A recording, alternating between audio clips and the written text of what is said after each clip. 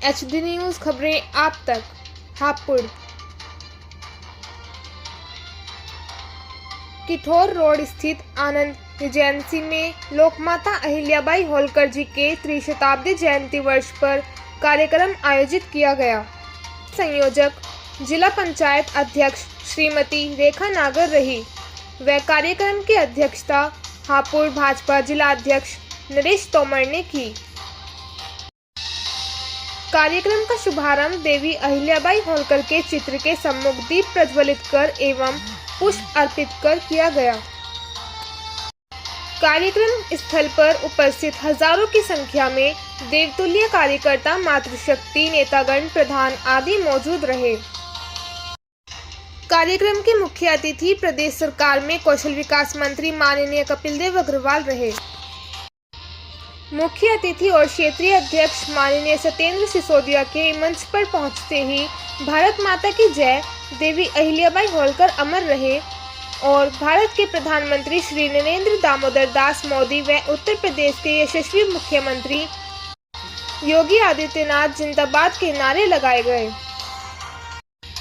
आयोजित कार्यक्रम में लोकमाता अहिल्याबाई होलकर जी के जीवन प्रकाश को अपने अपने तरीके से उपस्थित नेतागणों ने रख भारत सरकार व उत्तर प्रदेश सरकार द्वारा दिए जा रहे वीरांगनाओं, देश की धरोहर के प्रति सम्मान की सराहना की।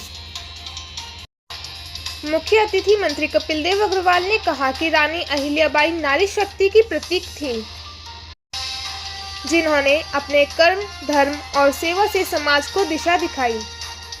उनकी प्रेरक गाथा आज भी हमें जनसेवा, सदाचार और सशक्त नेतृत्व का संदेश देती है। इस अवसर पर क्षेत्रीय अध्यक्ष भाजपा सत्येंद्र सिसोदिया, जिला अध्यक्ष भाजपा नरेश तोमर, क्षेत्रीय उपाध्यक्ष मान सिंह गोस्वामी, माननीय विधायक परिषद सदस्य सतपाल सैनी, माननीय विधायक विजयपाल आरती, माननीय विधायक हरेंद्र तेवतिया, क्षेत्रीय महामंत्री विकास अग्रवाल, जिला पंचायत अध्यक्ष श्रीमती रेखा नागर, पूर्व विधायक कमल मलिक, प्रदेश प्रवक्ता अवनीश त्यागी, पदाधिकारीगण मौजूद रहे। देखें कैमरामैन आशीष के साथ संवाददाता संजय धीमान की एक खास रिपोर्ट। इतनी मशीनें किसी और सरकार में नहीं, चाहे सिटी स्कैन हो, चाहे ऑक्सीजन प्लांट हो, चाहे विजिकल एक्सरे की मशीनें हो, मतलब कभी किसी और सरकार में नहीं हुई। उन्होंने माता अहिल्याबाई नाम के एक पत्र लिखा और उस पत्र में लिखा कि या तो अपनी राजधानी और स्वयं को हमको समर्पित कर दो, वरना हम आपसे युद्ध करने के लिए तैयार हैं। तो माता अहिल्याबाई जो थी, उनके पास महिलाओं की बहुत बड़ी टीम थी, यानी कि 500 से भी अधिक महिला वीर गति को प्राप्त हो गए। उस समय उनके 2 बच्चे, वो भी छोटे छोटे थे। और कुप्रथा थी, सती प्रथा, कि जब पति की मृत्यु हो जाती थी तो समाज और हमारे ग्राम से चलकर आए प्रधान जी, सभी ग्रामों से जो चलकर आए हैं, सभी प्रधान भाइयों का बहुत बहुत स्वागत और सम्मान है। हमारे बीडीसी भाइयों का भी बहुत बहुत स्वागत है। भूषण आदर्श शासिका के रूप में लिया जाता है। उनका जन्म 31 मई 1725 को हुआ था। मात्र 12 वर्ष की अल्पवायु में उनका विवाह सरदार मल्लराव होलकर जी के पुत्र खंडेराव के साथ हुआ था। 29 वर्ष की आयु में वो विधवा हो गई थी। अपने पति की मृत्यु के बाद उन्होंने सती होने का फैसला लिया, परंतु पिता समान उनके ससुर, उन्होंने उन्हें ऐसा करने से रोक दिया। तब उन्होंने अपने ससुर की बात को मानकर और पुण्य उन्होंने राज्य किया। कुछ दिन बाद उनके ससुर जो थे, उनकी भी मृत्यु हो गई और जो उनके पति थे वो तो पहले चले गए। उनका एक पुत्र था, उनकी भी मृत्यु हो गई। अब उनके राज्य करता है। हम सब जानते हैं कि 800 साल मुगलों का शासन रहा, मुगलों का प्रभाव था, अंग्रेजी शासन आ चुका था। उस सबके बावजूद भी जो उनके कृत्य थे वो सामान्य कृत्य नहीं थे। चाहे वो मंदिरों का जीर्णोद्धार, आप सब जानते हैं कि 3135 मंदिरों का जीर्णोद्धार कराना ये सामान्य बात नहीं है वगैरह, जिसमें हमारे काशी विश्वनाथ का भी मंदिर है, हमारे सोमनाथ का मंदिर भी है। सोमनाथ के मंदिर के बारे में तो ये हम सबको ज्ञात होगा कि अफगानिस्तान ने जब सोमनाथ में चढ़ाई करी थी तो वहाँ के चंदन के दरवाजे थे सोमनाथ मंदिर के, वो भी उखाड़ कर ले गए थे।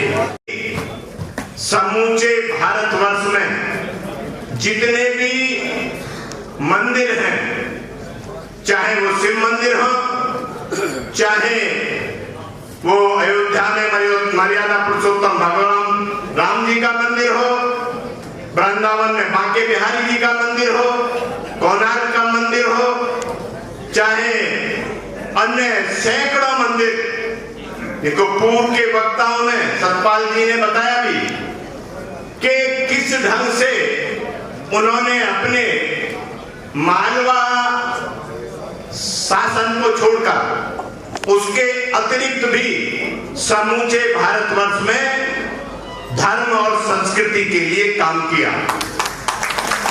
हमारी बहन रेखा नागर जी ने और भाई प्रमोद नागर जी ने लगातार सबसे संवाद किया, सबको सूचना दी, और मैं देख रहा हूँ सब कार्यकर्ता चेहरे भी, सभी ग्राम के प्रधान, बीडीसी, सम्मानित जिला पंचायत सदस्य आए हैं। मैं आप सबका बहुत बधाई और धन्यवाद देता हूँ। और भाई साहब ने, प्रमोद जी ने बहुत सुंदर भोजन की व्यवस्था भी की है। हम सब, आप सब भोजन लेकर के भी जाएंगे अपने बेटे के लिए, उसकी मृत्यु के अवश्य में न बेटी के लिए चले। बताते हैं वो गाय जिसका बचा ना था, वो गाय रथ के सामने आकर खड़ी हो गई, बोल तो नहीं सकती थी, और शायद उसकी आंखों से लग रहा था कि मेरा बेटा तो चला गया, अहिल्या भाई तुम्हारा बेटा नहीं जाना चाहिए, शायद यही संदेश देना चाहती थी। वो गाय खड़ी हो गई, और जब तक उसने बेटे को माफ नहीं किया वो गाय वहां से हटी। ऐसी अपने बेटे के लिए, उसकी मृत्यु के अवश्य में न बेटी के लिए चले। बताते हैं वो गाय जिसका बचा ना था, वो गाय रथ के सामने आकर खड़ी हो गई, बोल तो नहीं सकती थी, और शायद उसकी आंखों से लग रहा था कि मेरा बेटा तो चला गया, अहिल्या भाई तुम्हारा बेटा नहीं जाना चाहिए, शायद यही संदेश देना चाहती थी। वो गाय खड़ी हो गई, और जब तक उसने बेटे को माफ नहीं किया वो गाय वहां से